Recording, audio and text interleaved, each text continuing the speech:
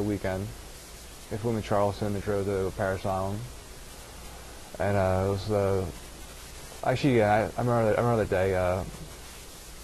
On that Friday, yeah, I graduated Friday, October the 13th, 2006. What was that like? Your dad's a Marine? He actually sat in the first seating area, which is right in the middle of the drill deck, which I thought was pretty cool. And then he wore a bright yellow shirt that day that said Marines on, so it was easy for me to pick him out in the crowd. Did you see him? Yes. So how does it work? You march past? Yes, we do a pass and review. So the general can see us, the base general, and then I remember seeing him in his bright yellow shirt that said Marines on, which I thought was pretty cool. What were you thinking? I was just ecstatic at that point. Yeah. So. Why? Just because basically because of him though, because of his suggestion, like I knew I was on the right path to do something good and not be like my friends who were basically going to go nowhere, and which they had gone nowhere. Did you talk to him afterwards? I mean, what was the conversations like? Well, it was just like a big hug, and then let's go home, get something to eat, or grab a beer or something. So. And then you're off to school? No, actually, because after boot camp, I got assigned to infantry school, and the camp got a portion of Camp Lejeune. So I had a week leave, came back to my town, which is Newtown. I left a week after that. I went to infantry school for a month, spent a month in the field, and then how was that? North Carolina in late October, early November is pretty cold. Yeah. I'm not gonna lie, yeah, it's pretty miserable, pretty dreary, very rainy. Was it hard to go back after that week off? Not really, just because I still had the mindset. Yeah. You know, I'm still very motivated to go back. Okay. So what kind of things did you learn there? I mean, was it? Basically, it was just tactics, like basically how to basically just camouflage yourself, how to be quiet all the time, infantry movements, that sort of thing. Anything weaponry. Specific to the war in Iraq or the war in Afghanistan? Basically just searching homes. So you learned how to search a room or a home? Yeah, searching rooms, homes. Learning how to clear a danger area, that sort of thing. So that's 30 days? Is there a pass-fail, a test at the end? There is 2 written tests you have to pass. What are those like? Basically, they're just scenario-based questions. Okay. That you have to pass, yes. If this and this and this happens, what would you do? Yes, okay. And they ask you about weaponry and whatnot. Okay. So when you're done with that school, you know where your next spot is going to be? Yes, I went to my MOS school, which stands for Military Occupational Service. From there, I got flown out to 29 Palms, Marine Corps Base. And that is in the middle of the Mojave Desert, which is not a very nice place. In the wintertime, it's very cold. I thought it was going to be very warm, because I figured Southern California. Right. But yet again, I realized it is Southern California, but in the middle of California. So it's very cold, very dry, very barren, very desolate. The only thing that the town really has is just Burger King, a used car dealership, and a bunch of meth labs in the desert. Is that right? Yes. And it was cool at nighttime because you could always see the meth labs blowing up in the desert. All right. Yeah, so it was pretty funny. What does your training consist of there? Basically learning radio nomenclature, how to use all the radios, what to use, like when to use them, how to troubleshoot them, pretty much. And these are handheld or backpack radios, or what type of radios? Yes, they are the handheld and backpack radios as well as the vehicle radios. Okay. So your job is to talk a little bit about what your job is. I mean, what that means. Basically, is like for infantry and artillery, we use radios. Well, obviously, for communication purposes. I don't really have to explain that. It's kind of self-explanatory.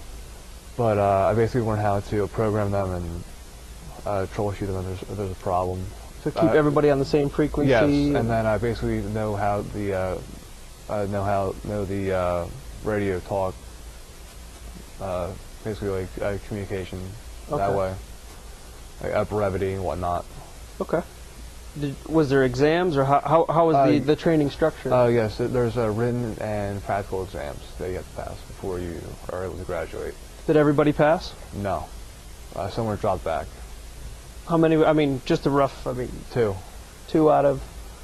In my class, this was balanced 5 years ago, so it's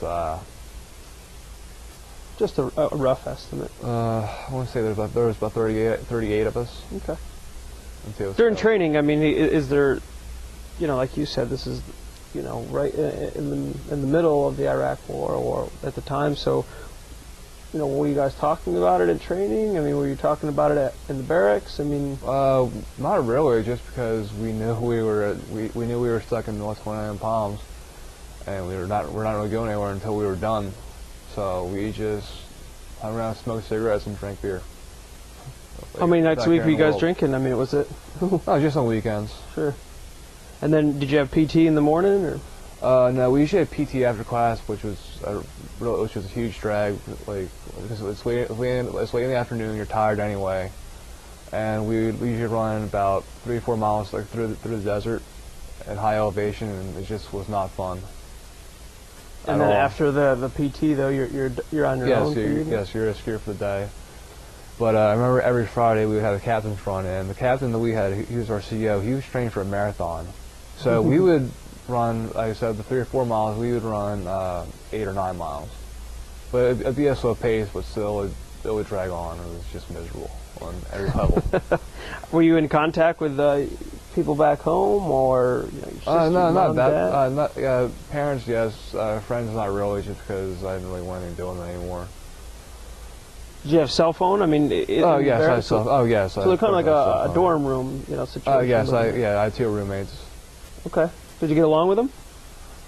We were roommates. We fought sometimes. We were friends sometimes. So yeah, it was 2 guys from California. So it was definitely like a culture shock for me. For you? Yeah, it's the first time being away at home. I was still 18 years old. And they were older than you? No, they were 18 as well, but it was like East Coast, West Coast type thing. I grew up, in the suburbs. They grew up in the city. One was from Oakland and one was from Los Angeles. Okay. So it's kind of a very good experience for me. Why? Just to see how the other half lives. Did you guys talk a lot about the differences? Yes, we did. It was like everything from like music, like the way we dressed, the way we talked, like the way we ate even. Yeah. So it's interesting. So you get done with your training. How long was it? Training it lasted from November of '06 to February of '07.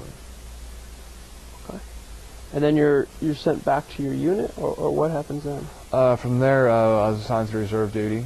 Okay. And then I went back home for a month or 2. Then I was attached with a reserve unit to go to Iraq, which was 3rd Battalion, 14th Marines, Mike Battery. So this is February of 2008 that you get back from training, is that right? No, it's February of '07. February of '07 that you leave your unit. No. I get back from training from 29 Palms in February of '07, and then I spent a few months at home just relaxing, and then living off the money that I had from active duty, and then I get an opportunity to go to Iraq with a reserve unit, or I was assigned to the reserve unit. Okay. And then I go to Iraq with, or I start training with 3rd Battalion, 14th Marines, Mike Battery, which is a artillery unit. And then so this is like April or May of 2007. You become attached to this reserve unit. Is that correct? Yes, I come attached, and then we started. What was that like? It was interesting. I got to go down south again. For the training? Or the unit was based down south. Okay. So I got to go down there and see. How does that work? Basically, you basically volunteer for deployment. Okay. And then if they need you, depending on your MOS, they will attach you on a need basis. To an active duty unit? Yes, or that reserve unit will become activated. Okay. And then from there you can stay with them, or you'll be tasked out to the active duty unit based on their needs or the needs of the Marine Corps. So you get back from training. I mean, by April of 2007, you're almost, not almost, you are a full-time Marine. Yes, I'm on pretty much active duty, and then we